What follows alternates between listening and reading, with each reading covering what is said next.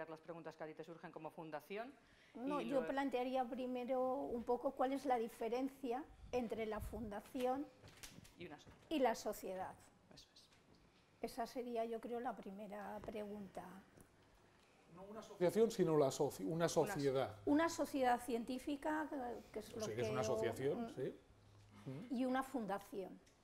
Bueno, de hecho, perdón, sí que es verdad que hay muchas veces cuando nosotros hacemos congresos con una asociación que nos plantean cómo podrían hacer para ser fundación, porque sí que es cierto que lo que tú has comentado de que al ser fundación no tienen las cuotas de inscripción vienen sin IVA, no se quita ese 21%, con lo cual es mucho dinero de una cuota de inscripción quitar un 21%, ¿cómo podrían hacerlo? Entonces lo importante es saber cuál sería la diferencia básicamente y también qué ventajas y qué inconvenientes tiene, porque una fundación de entrada parece que todos son ventajas, pero también tiene una parte, bueno, pues que no es todo, no descuento las cuotas de IVA, pero también hay un problema a la hora de recibir unas facturas que no te puedes tampoco, bueno, entonces yo creo que aquí podemos, incluso hay aquí personas que son asociación y fundación a la vez, muchas y bueno, pues sociedades podemos, están creando fundaciones, efectivamente, no al revés. Eso es. Jordi. Bueno, las asociaciones científicas tienen algo bueno, que es que están dirigidas por sus socios, lo cual y por todos los miembros. Al final hay una asamblea que aprueba las cuentas, que nombra la junta directiva, etc. La fundación está regida por los patronos, que mínimo son 3, y que pueden rotar según convenga. Entonces, claro, si queremos algo que sea de todos los socios, por eso lo primero es la sociedad, la asociación científica. Pero a partir de ahí, si queremos un tratamiento que mejore y que optimice fiscalmente las donaciones, es decir, que los que aporten dinero a esa actividad al final se beneficien en su impuesto sobre la renta, en su impuesto sobre sociedades y son empresas, lo lógico es crear una fundación. Esta fundación estará regida por un mínimo de tres patronos, con cargo no retribuido, con las mismas finalidades, con una complejidad burocrática algo mayor, estará acogido al régimen fiscal de incentivos de mecenazgo, con lo cual tendrá tipos reducidos de impuesto sobre sociedades, y tendrá la ventaja que el dinero que cobre podrá ser sin IVA, sin que esto nos afecte necesariamente a la recuperación de nuestro IVA soportado después, y tendrá como ventaja que para los aportantes tendrán su deducción fiscal en renta y en sociedades. Por eso lo normal, diría yo, que la estructura es esta. No sé si en general tenéis esta estructura, pero digamos que esta es la estructura habitual que vemos. ¿Alguna aportación por parte de la sala al respecto? Que sea esa fundación, que tengáis, bueno, que cómo lo hacéis vosotros, cómo tenéis esas ventajas. ¿No? ¿Ninguna pregunta tampoco hasta lo que se ha hablado hasta ahora mismo? Por favor. Sí, yo tengo una pregunta sobre asociaciones. El hecho de que ya soy tesorera de una asociación profesional de ámbito nacional. Entonces, el hecho de que se giren las cuotas sin IVA, ¿existe alguna posibilidad de recuperar IVA soportados facturando dentro de ingresos por conceptos que sí sean susceptibles de facturar IVA? Es decir, mientras la asociación tenga carácter social, las cuotas a los miembros, a los asociados, hay que facturarlos sin IVA. Eso de entrada implica que el IVA no es recuperable. A partir de ahí, si la asociación consigue facturar por otros conceptos, léase publicidad, léase lo que sea, venta de contenidos, etcétera, entonces entra en prorrata. Es decir, tendrá derecho a deducirse la parte del IVA soportado que supongan estas ventas con IVA en relación al total de ingresos de la asociación. ¿Vale? Es decir, puedes intentar recuperar una parte o básicamente una parte, e incluso puedes mirar qué tipo de prorrata interesa más, si la general o la especial, que eso ya es un tecnicismo que entraremos muy en profundidad. Pero no sé si tienes esa oportunidad realmente de facturar cosas con IVA desde la asociación.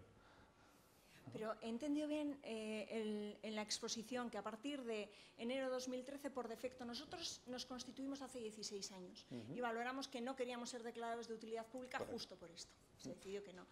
He entendido bien que por defecto desde el 2013 funcionamos y operamos en términos fiscales como si fuéramos declarados ya de utilidad pública. Así es. Si cumplís las condiciones de carácter social, es decir, mi junta directiva no retribuida y evidentemente ánimos de lucro, asociación sin ánimo de lucro, entonces ya tenéis el carácter social, entonces ya se presume, entonces debéis facturar así. Para facturar las cuotas con IVA hay que perder el carácter social, es decir, habría que ponerle un bonus al presidente de 1.000 euros y con eso ya pierdes el carácter social. Lo que pasa es que entonces también pierdes el tratamiento preferente en impuestos sobre sociedades. O sea, que ha dejado de ser una opción, por decirlo de alguna manera. Ahora sí o sí deben de facturar las cuotas sin IVA. Bueno, nosotros tenemos alguna que ha perdido el carácter social, que ha hecho esto de poner un bonus de 1.000 euros en estatutos al presidente para poder seguir facturando con IVA, porque al final, como la asociación no genera beneficios, lo que ingresa lo gasta, sin una asociación normal, si es capaz de no generar beneficios, te da igual que tributes normal, como una empresa normal, al impuesto sobre sociedades, te da igual, con lo cual lo que te importa es el IVA. Y si el IVA te beneficia más facturar con IVA, pues casi bajo el paraguas de la asociación, tú dices, oiga, yo renuncio, pongo un bonus de 1.000 euros al presidente, ya nadie me puede decir que soy de carácter social y facturo las cuotas a los asociados con IVA. Esto puede tener una segunda derivada, ¿no? En términos de elegibilidad en convocatorias públicas, cuando sociedades profesionales o sociedades científicas típicamente quieren ser elegibles para determinado apoyo de convocatorias públicas o para organizar sus actividades de difusión o para, bueno, que no es, yo creo que va más allá de la implicación fiscal. A la hora de, vamos, que el camino corto está y no es difícil. Es tan ingenioso o tan simple como determinar que se establece que uno de los cargos sea retribuido. Pero bueno, muchas gracias. Hay un riesgo en cualquier caso, de poderlo, como dice Jordi, de perder ese carácter social. ¿Alguna pregunta más? ¿Alguna, por ejemplo, cuando hemos hecho la encuesta han surgido preguntas, yo voy a leer un par de ellas a ver si alguna, bueno, pues la compartís, este tipo de preguntas, por ejemplo. Por leerlo, la pregunta primera seguro que todos me vais a decir, por supuesto. ¿El IVA aplicable a las asociaciones científicas tendría que ser diferente al aplicado a las empresas con ánimo de lucro? Bueno, es algo que ya hemos... ¿Solo las cuotas de asociados o también a las cuotas de las inscripciones? Porque aquí estábamos hablando de una cosa es las cuotas que se giran mensualmente, anualmente a los socios de una sociedad y otra cosa son las cuotas de inscripción que hay que pagar, que un señor que quiere venir a un congreso paga. Eso es totalmente independiente y que en principio todas las asociaciones que quieren realizar un congreso lleva implícito que las cuotas de inscripción que van a ingresar, pues si ingresan 100, saben que el 21% de esa cuota de inscripción pues no es un ingreso real porque va a donde tiene que ir. Entonces, esta es una de las preguntas que ha surgido y bueno, tendrían que tener un IVA diferente, pues evidentemente vais a decir todos que sí. ¿Cómo se podría hacer? Si existiría la opción de poderlo hacer de alguna manera, porque sí que es verdad que, como había comentado Jordi, hasta hace un tiempo había dos tipos de IVA cuando hacíamos un congreso. Congresos médicos, congresos científicos tenían un 8, un 10 y tan solamente los congresos que eran, pues no sé, abogados, ingenieros, tal, tenían un 18, que ahora sería un 21. Pero desde hace un tiempo todos son un 21, independientemente de la finalidad para la cual, bueno, si son médicos o no lo son. Esto tiene difícil solución, pero bueno, no sé el planteamiento... Ya lo sabes que cada día son más las asociaciones que se plantean el montar el contrato con el OPC, digamos, vistiéndole de forma que sea la propia fundación el organizador del congreso, aunque a efectos prácticos, lógicamente, el congreso siempre lo organiza el OPC. ¿Qué significa eso? Que es la propia fundación quien emita las facturas de inscripción con su NIF a los asistentes, ¿vale? Si es así, como precisamente las asociaciones y las fundaciones ahora tienen reconocido automáticamente el carácter social si cumplen los requisitos, pero no hace falta ningún papel de Hacienda, es automático, se presume, cabe la posibilidad de que sean las asociaciones y las fundaciones quienes facturen esas inscripciones sin IVA a los asistentes, con su NIF en lugar del OPC. Aunque sea el OPC quien emita las facturas, simplemente que el NIF que se pone es el de la asociación o el de la fundación. Pero hay que hacer el estudio. El estudio se implica, hacer esto implica que todas las costes que tengamos de ese congreso, el IVA soportado no será recuperable. El IVA de todas las facturas que paguemos no será recuperable. Entonces, cuando hay un congreso siempre hay que medir qué sale haciéndolo de una manera y qué sale haciéndolo de la otra. Es decir, qué sale facturando el OPC o facturando la propia fundación o asociación. ¿Por qué depende? No hay una regla clara. Antes era fácil que saliera a favor de facturar el OPC, porque el IVA era un 10 y las facturas recibidas, pues hoteles y demás, eran un 10. Incluso eran un mix del 10 y el 21, porque hay alquiler de salas y hay cosas que azafatas y tal, hay muchas cosas que van al 21. Ahora, como es un 21 contra 10, 21, a priori es más fácil que salga a favor de que sea la fundación, asociación quien facture ese congreso directamente. Eso es relevante, pero no hay que hacer siempre el estudio antes del congreso, porque esto varía también en función del margen que nos deje el congreso. Es decir, evidentemente, cuanto mejor sea el margen, más nos convendrá que esté exento, ¿vale? Cuanto más estrecho sea el margen que nos deje el congreso, menos nos convendrá que esté exento y quizás salga más a cuenta poder recuperar el IVA y facturar con IVA vía el NIF del organizador de congresos. Pero claro, esto siempre no es para todas las sociedades, ni mucho menos, sino que tienen que tener un carácter muy específico, que muchas de ellas no lo tienen. Es así. Bueno, tienen que querer, digamos, asumir el riesgo de emitir facturas depende del congreso, ¿no? Hay congresos de 10.000 euros, pero hay congresos de centenares de miles de euros y tienen que querer un poco de riesgo. Efectivamente. Claro. Además, idealmente, cuando esto es así, lo que nos gusta, y siendo no obligatorio, es que la gestión de la cuenta sea de la propia fundación, con lo cual, si queremos que el OPC lo siga, hay que dar unos poderes para poder mirar la cuenta. Es decir, genera un poco más de complejidad. Pero a la hora de la verdad, hay que hacer el análisis porque las diferencias son relevantes, ya lo sabes, ¿no? Sí, sí. Lo sé. ¿Alguna? Sí. ¿Alguna pregunta? Bueno, pues pregunta, si se te escucha perfectamente, no hay ningún problema. En cuanto a la SEPA, lo que ha mencionado en el último de los terceros puntos, a nivel individual sí que más o menos conozco, pero a nivel de asociaciones, ¿qué pueden hacer para combatir el perder esos ingresos en caso de que no se cambien las cuentas al IVA? ¿O no se acuerdan los miembros de cambiar y comunicar el cambio de cuenta? Los miembros no se van a acordar, yo eso lo tengo, ¿no? Yo eso lo tengo clarísimo. Entonces, yo aquí lo que normalmente están haciendo las empresas es un trabajo manual.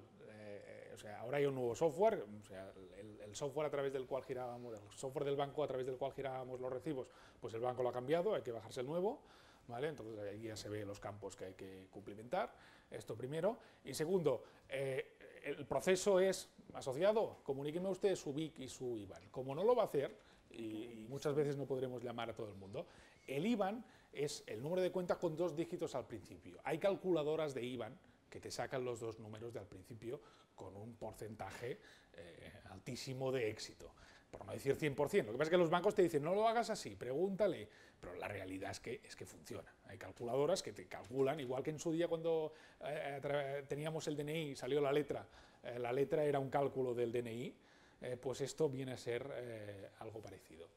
Y el BIC no deja de ser el código del banco, con lo cual lo podemos sacar también nosotros. Por eso decía que al final es un trabajo administrativo, porque si hay que esperar a que los asociados comuniquen, vamos, esto no va a ocurrir. Y esto lleva un poco a lo que nos está pasando en algunos casos. Lo que también a colación de la ponencia, por ejemplo, de Juan, de la motivación hacia los miembros, la implicación que reciben por ser socios de... hay socios que se les estaba contactando de diferentes asociaciones por este motivo, que necesitan dar estos datos, y es cuando se están dando cuenta de que son socios Y dicen, pero yo soy socio de esta sociedad. Y se están quitando porque llevan, resulta, es algo que se les gira al año y no se dan prácticamente ni cuenta porque los importes son bajos y no son capaces, o sea, no saben ni siquiera que son socios de una sociedad, y cuando se les está haciendo esta pregunta, pues parece increíble, pero se están dando cuenta que pagan una cuota anual, por eso, porque no hay ninguna comunicación a lo mejor durante todo el año entre la sociedad y los socios, en algunos casos, evidentemente no en muchos, y se están borrando, con lo cual hay sociedades que son muy reticentes y ni siquiera a llevar a cabo este trabajo, ¿no? O preguntar por esto, que lo tendrán que hacer igualmente, pero está pasando, está pasando. Incluso que haya comunicación con los socios. ¿Perdón? Sí. ¿También? Sí, sí. Hombre, pues eso ya es distinto. De alta tu empresa porque resulta que le sale más económico inscribirte a Congreso porque tienes un descuento por ser socio. Sí. O porque le pagaba la cuota en su día de esa empresa. También. Trabaja en esa empresa y no sabía que era socio. Claro. No, también, evidentemente, como las cuotas de inscripción. Si tienes, estás recibiendo las revistas, estás recibiendo toda la información de la asociación. Y a pesar de ello está sucediendo. Sí, eso ya también, eso ya es otro, vamos, viene a consecuencia de lo mismo, pero evidentemente es más sorprendente que sea así, sí que es cierto. ¿Es obligatorio contar con una autorización del socio? O sea, quiero decir que el socio tenga que aunque podamos conseguir como asociación ese IBAN, de una manera u otra con el banco, ¿no? ¿Es obligatorio que el socio firme un justificante que lo da? A mí me ha pasado como usuaria no de una asociación, sino de una comunidad de vecinos, y el administrador me ha mandado una carta diciendo que yo tengo que firmar que autorizo a dar mi IBAN para que se me siga domiciliando el recibo de gastos de comunidad. ¿Es así o no? Yo no tengo claro si es obligatorio o no. Aquí entramos a hablar de algo que es mucho más antiguo, que es la Ley de Servicios de Pago 16/2009, que es de 2009. Con lo cual, ahora los bancos parece que la refrescan, pero tiene ya sus años. Esta Ley de Servicios de Pago, que sigue vigente y que en cuanto a devoluciones la SEPA no cambia nada, lo que te viene a decir es, oiga usted, si usted domicilia un recibo, tenga una autorización, ¿vale?, del señor conforme autoriza a girar recibos en tal cuenta. Si no la tiene, sepa usted que el asociado tiene 13 meses para devolver los recibos. Es decir, con ley en mano, si no hay papel, te puede devolver los recibos de los últimos 13 meses. Madre mía. ¿Vale? A partir de ahí, aunque hayas autorizado que te carguen en tu cuenta, imaginemos que yo soy el asociado, no estoy dando la autorización a que me cargues lo que quieras, ¿vale? Simplemente habrá que cargar lo que toca, porque si lo que me cargas excede de mucho, o excede, o es significativamente diferente a lo que normalmente vienes cargando, también lo puedo devolver siempre aunque haya firmado esta autorización, ¿vale? Lo que ocurre es que si he firmado la autorización, ese plazo para devolver es mucho más reducido, ¿vale? Y entonces ya es de 15 días. ¿Vale? Con lo cual, claro, el consejo para tener cierta seguridad jurídica es tener este papelito de los asociados, porque si no uno se vuelve loco y devuelve el de los últimos 13 meses. En cambio, si tienes este papel, te puede devolver los primeros 15 días. ¿Vale? Sí, yo quería preguntarle a Jordi si ese papel lo tienes que tener tú como asociación o se lo tienes que aportar al banco, porque hay bancos que están diciendo que necesitan tener respaldo, o sea, que les entregues copia o lo que sea de la autorización de domiciliación de cada socio. Por un lado. Y en segundo lugar, ¿qué pasa hoy en día cuando la inmensa mayoría de la gente se hace socio online, rellenando un formulario en la web de la asociación, donde pone sus datos bancarios? Ahora que habrá que poner un campo más para los primeros 4 dígitos del ES más los 2 dígitos del IBAN, pero que se hace todo online y, bueno, ahí marcas una cruz diciendo que aceptas que te cobren y lo que sea, pero no hay un respaldo físico. A ver, la asociación puede imprimirse ese formulario, pero tampoco se pide firma electrónica a nadie para esto. Entonces, ¿sirve eso como respaldo? No. A priori, claramente no. Necesitas el documento firmado. Y esto es absurdo, pero es así. Lo primero, sí que es más curioso, eso depende del banco. Es decir, efectivamente hay bancos que les gusta tener papel y les gusta tenerlo todo. Que no tengan el papel no significa que tú no tengas el derecho, cuando veas un recibo devuelto de los últimos 13 meses, a decirle al banco, oiga, que tengo este papel, haz el favor de retrocederme la devolución que me has hecho de los últimos 13 meses porque tengo este papel. Esto yo lo he hecho, ¿vale? Es decir, el banco me retrocede los últimos 13 meses y yo con el papel, decirle, mire, esto no toca porque tengo este papel. Entonces, un inciso, perdona, sí. que no te quiero cortar. Pero el banco, antes de comprobar si realmente existe lo que está diciendo Juan, es decir, si han hecho el TIC en la página web y todo, lo primero que hace es retrocederlo. sí, sí, sí. O sea, primero retrocede y luego pregunta, por decirlo de alguna manera. Sí, sí, sí. Lo normal es que sí. Y el hecho de que te den los dígitos con el IBAN incluido, etcétera, y el TIC en la web, no sería suficiente. No, el TIC en la web, en tanto no estás demostrando, no puedes demostrar al banco ningún consentimiento expreso, porque no está, como bien dices, ni firmado digitalmente ni de ninguna manera, es simplemente un formulario donde has dado tus datos, pues al final esta seguridad de que no te devuelvan el recibo no la puedes tener. La tienes porque nadie sabe lo de los 13 meses de entrada, pero no la puedes tener. Pero entonces ahora mismo, ¿qué tendrían que hacer las sociedades para enfrentarse a este problema? Es decir, ¿qué tendría que hacer una sociedad ahora mismo con ese tema? Digamos, este problema hace 4 años que está encima de la mesa. Como bien dice Pilar, si le envías un formulario físico, es decir, en la inscripción sí que debería, en la página web debería haber un formulario diciendo, oiga usted, por favor, remíteme esto firmado, y en el momento que yo lo reciba, usted es dado de alta como miembro de la asociación, es decir, esto no es complejo de hacerlo y habría que hacerlo, esto sí, para las nuevas altas. El problema de hacerlo para las viejas, para los que ya están dados de alta, es lo que decía Pilar, que a veces es peor el remedio que la enfermedad. Es decir, cuando la gente recibe un papel, tiene que contestar y tal, es más fácil que se dé de baja que no que te dé el consentimiento. Entonces, la recomendación práctica es que no. ¿Vale? Que con lo viejo no lo movamos. Sí, pero a partir de agosto no sabemos si nos va a quedar más remedio, ¿no, Jordi? Sí, sí, realmente sí que nos queda más remedio, porque como el IBAN lo puedes calcular con esa automatización y el BIC, que es el código del banco, que ya sabes a qué banco gires, por el código cuenta corriente, los primeros 4 dígitos son el código del banco, no hace falta preguntar. Y ya está. Vale. Bueno, pues es una cosa, como se suele, que bueno, es una solución, que a lo mejor no es la ideal, pero quizá es la que se lleva de ahí. ¿Alguna cosa más con respecto a esto? ¿O con respecto a todo lo que se está hablando hasta ahora? Pues sí. No, yo Sí, era pues, sobre Ana, otro tema. Quería preguntarle, antes también dijo en tu exposición, pues que un congreso puede ser exento de IVA. ¿Cómo puede ser exento de IVA? ¿Qué condiciones? Pues muy sencillo. Son 2. Uno es que tengas carácter social, que antes implicaba tener un papel de Hacienda diciendo que tenías carácter social, ahora ya no. No, simplemente con que la sociedad lo sea, ya lo es el Congreso. Exacto. Y 2, facturando con tu propio NIF y a poder ser gestionando, o sea, en el contrato con el OPC, cambiar ciertas cláusulas en el sentido que dejemos entrever que realmente quien organiza el Congreso es la Fundación, con el apoyo del OPC, aunque en realidad sea lógicamente al revés, porque el fondo de la cuestión siempre será el mismo.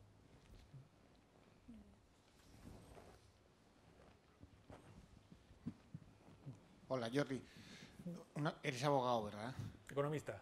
Es que cuando has dicho lo de que protestemos y que recurramos todos, esto es complicado de entender, ¿eh? Si no eres abogado. Pero bueno, ¿hay alguna manera de tener un repositorio de todas las cuestiones que se han preguntado sobre este tema a la Administración y que han tenido una respuesta? Hay muchas, ¿eh?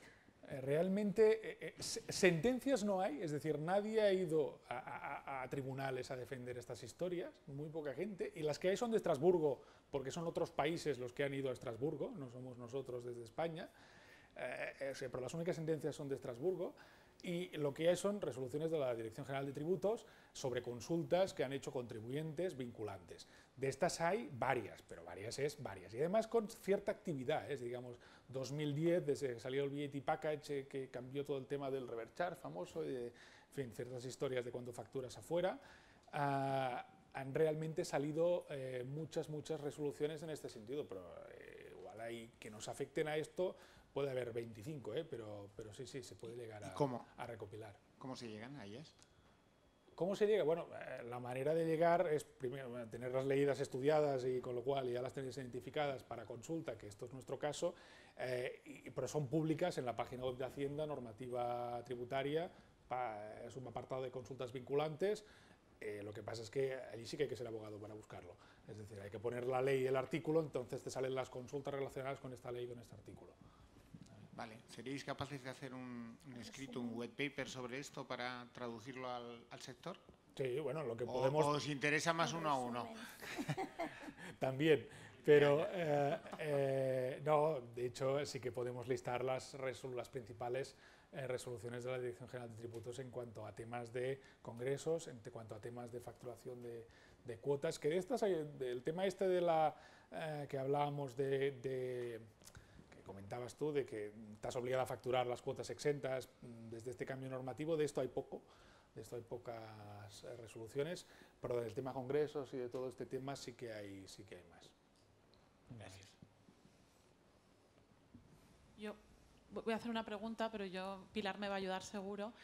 Entrando ya en el congreso, cuando una sociedad aquí en España realiza un congreso y quiere facturar, la agencia, el OPC que lo está organizando, la sociedad, quiere facturar a un patrocinador que es extranjero, es decir, que va a traer pues asistentes o va a pagar un stand o va a pagar algo, siempre nos surgen muchas dudas de si están exentos o no de IVA, si depende de los países, si están exentos de IVA una parte y otra parte no. No sé si nos podías aclarar un poco. Pilar a lo mejor sabe más que yo en este tema, pero nos puedes aclararlo. ¿Has dicho una fundación que factura a una sociedad? Una sociedad tipo, sociedad médica X. Médica que factura o la sociedad o el OPC facturan a un laboratorio farmacéutico o a una empresa que es extranjero. Es decir, no es MS de España, sino MS de Portugal, que trae 15 asistentes y quiere poner además un stand y quiere pagar alojamiento. Que tienen diferentes tipos de IVA en España, todos esos servicios. ¿Cómo quedaría? Siempre hay que ir a lo mismo, hay que desglosar los servicios porque cada servicio tiene un tratamiento. Entonces, la parte de acceso al Congreso siempre tiene que ir con IVA, salvo que lo hagamos a través de la asociación y esta esté exenta, pero si facturamos a través del OPC, siempre tiene que ir con IVA lo que es el acceso al recinto del Congreso. Luego, el tema de alquiler de espacios, de hoteles, de catering, todo eso siempre tiene que ir con IVA, ¿vale? Cuando lo facturamos a uno de fuera o a uno de aquí. Sí que todos los demás servicios relacionados, como es un extranjero, los podemos facturar sin IVA, ¿vale? Siempre y cuando el destinatario de estas operaciones en la Unión Europea esté incluido en el registro de operadores intracomunitarios.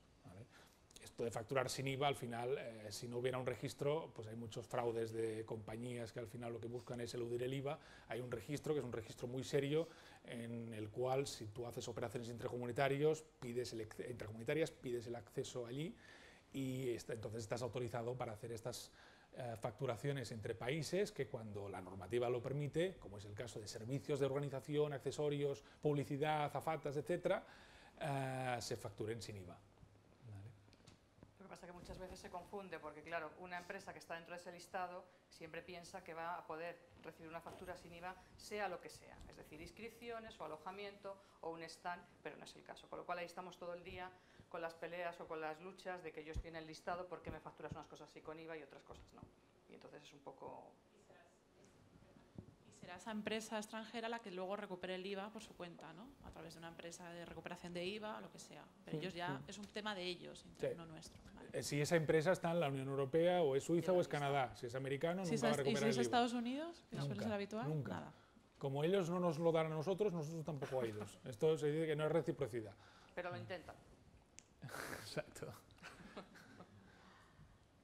Sí, por favor. Entiendo que eso depende también no solo de la Unión Europea, sino de las la normativa en cuanto a IVA de cada país. Un caso práctico. Un congreso ahora mismo en el que un laboratorio, tanto de Turquía como de Grecia como de Emiratos, ellos en un congreso en Alemania no han pagado IVA. Sin embargo, aquí sí están sujetos a que nosotros le facturemos con IVA. Ellos han organizado un congreso en Alemania. No, ellos han asistido a un congreso. Han asistido, sí. En Alemania, en el que se les ha facturado Sin IVA. El alemán le ha facturado, hay un alemán que les ha facturado. Sí, les ha un facturado Un OPC. Un OPC alemán. un OPC alemán les ha facturado sin IVA. Sí. A mí me parece maravilloso, pero lo que sí puedo decir es que la normativa por la cual el acceso a congresos está sujeto y no exento de IVA y tributa al tipo general de IVA de cada país o al tipo reducido es comunitaria. Es comunitario, o sea, Con lo cual, eso no es... Lo mismo aplica aquí que en Alemania. Gracias. ¿Querías preguntar también?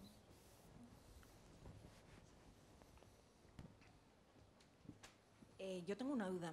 Si hay una asociación nacional que recibe patrocinio de la asociación internacional dentro del ámbito, ¿qué maneras hay de vehicular esa aportación a la organización? En principio es una aportación, ¿no? Sí. Una aportación como la de cualquier asociado, ¿no? Como la de... No. Bueno, no es lo mismo, ¿no? Si yo soy asociado no será la misma, ¿no? Pero en principio no deja de ser una aportación más. En consecuencia, salvo que ellos te pidan una factura, que igual te piden una factura, o sea, depende cómo lo traten ellos. Si ellos lo tratan como una donación o quieren una factura, ¿vale? ¿Se puede escapar del contrato de patrocinio del 21? ¿Se podría? Yo creo que sí. Yo creo que sí. Es decir, al final, si lo vehiculas como aportación, no deja de ser, ahora que tienes la carácter social automático, una aportación más que recibes y que va sin IVA. ¿Vale? Con lo cual ahora, precisamente, no hay discusión. Lo decías en cuanto al IVA, ¿no? Supongo. Sí, en cuanto al IVA y en cuanto a conceptos y, bueno, a la hora de... Y yo ya digo, si había aportación o si había factura, yo no le veo IVA por ningún sitio. ¿Alguna preguntita más? Bueno, había surgido otra pregunta también, que era con respecto al tema de los autónomos, ¿verdad? Sí. Entonces, bueno, que las fundaciones como facturan sin IVA, en principio y en final. Si la factura que viene, por ejemplo, es de un autónomo porque ha hecho un servicio X, bueno, pues en principio ellos tienen su IRPF y demás. ¿Cómo se puede ver esto o cómo se puede valorar? Si los autónomos tendrían que facturar con el IVA o no, como si fuese cualquier otro proveedor de cualquier otro tipo o como... El IVA, como hemos dicho, y más con Sí. el reconocimiento de carácter social automático, es difícil de recuperar, con lo cual vamos a intentar evitar el IVA. Partiendo de esta premisa, hay tres tipos de factura que podemos recibir. La primera es una factura que por narices tiene que ir con IVA, es decir, si nos vienen a hacer un trabajo de electricidad en el despacho o nos venden o nos instalan algo, es un servicio que tiene que ir con IVA necesariamente, y eso no podemos hacer nada. A partir de ahí están los colaboradores. De colaboradores hay de dos tipos. Uno, autónomos. Autónomos que además están dados de alta con un 036 frente a Hacienda, con lo cual son profesionales, ¿vale? Que facturan y que su inmediata reacción va a ser emitir facturas a la entidad con IVA, ¿vale? Ahí solo podemos parar este IVA, que para nosotros será de difícil deducción y de recuperabilidad, una de dos, o bien porque estamos hablando de que son servicios de formación para una formación reglada que nuestra asociación o nuestra fundación imparta y tenga además la autorización administrativa para ello, ¿vale? O dos, porque se trate de colaboraciones periodísticas en la revista de la asociación. Son los dos casos que cuando nos viene una factura de un autónomo, que es freelance, que está dado de alta, que paga su IVA y que su reacción es emitir la factura con IVA, le podemos intentar parar el IVA, ¿vale? Luego está el tercer caso, que es el de las personas normales, digamos, que trabajamos o no trabajamos, que en cualquier caso no puede estar cobrando una prestación de desempleo, porque entonces sí que es un problema, ¿no? En fin, apartando estos problemas, pero que no estamos dados de alta como profesionales en Hacienda. Entonces, las colaboraciones que hagamos tenemos que intentar que se consideren rendimientos del trabajo. Rendimientos del trabajo que implican que emitimos una factura a la Fundación Asociación sin IVA y descontando la retención del 21% que la asociación fundación ingresará a Hacienda en nuestro nombre, ¿vale? Pero eso se circunscribe a una serie de cosas, que son cursos, también pueden ser cursos, es decir, y puede ir sin IVA, ¿vale?